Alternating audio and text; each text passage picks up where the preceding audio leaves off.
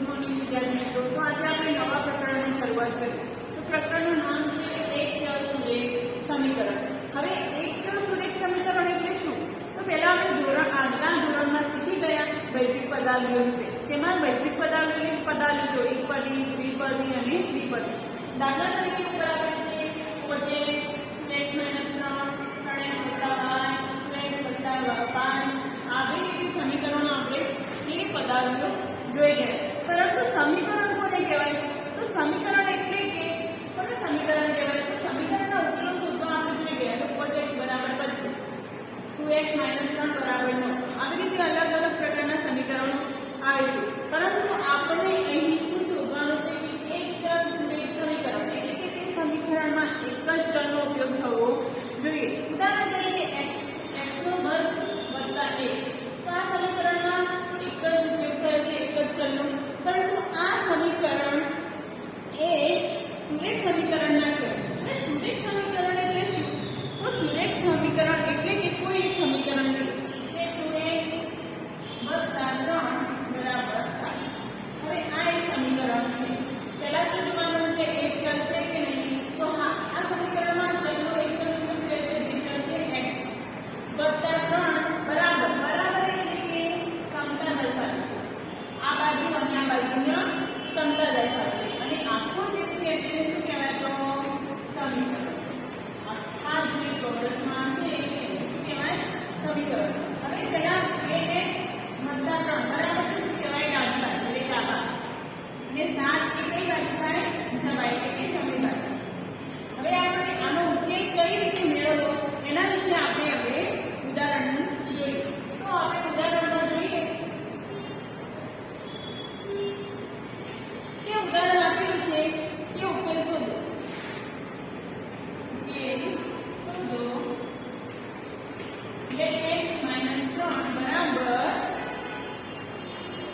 7. હવે આપણે શું કરવાનું? તો ધ્યાન રાખજો વિદ્યાર્થી મિત્રો, સમીકરણનો ઉકેલ કઈ રીતે શોધવો?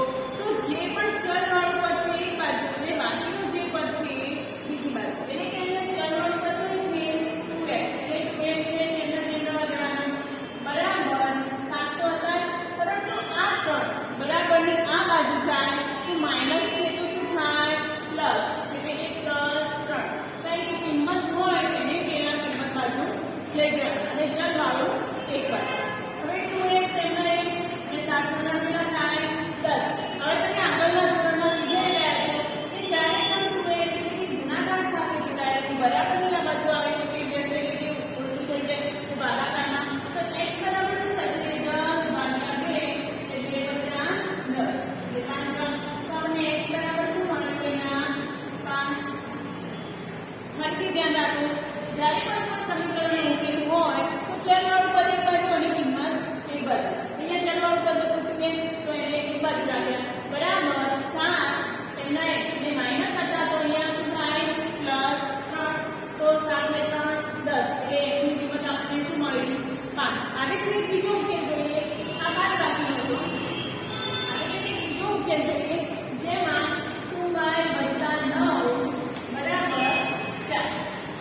ઉદાહરણ નંબર 2.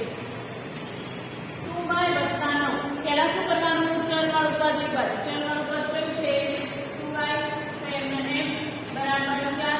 9 આ બાજુ પ્લસમાં છે તો આ બાજુ માઈનસમાં જશે. 2y એમને 4 માંથી 9 જાય તો -5. 4 માંથી 9 જાય તો શું થાય? -5. તો y નો ઉકેલ શું પડશે? કઈ -5 ગુણાકારમાં છે તો ભાગાકાર. y નો ઉકેલ શું મળશે તમને? -5/2. આવી રીતે તમે ઉકેલ મેળવી શકો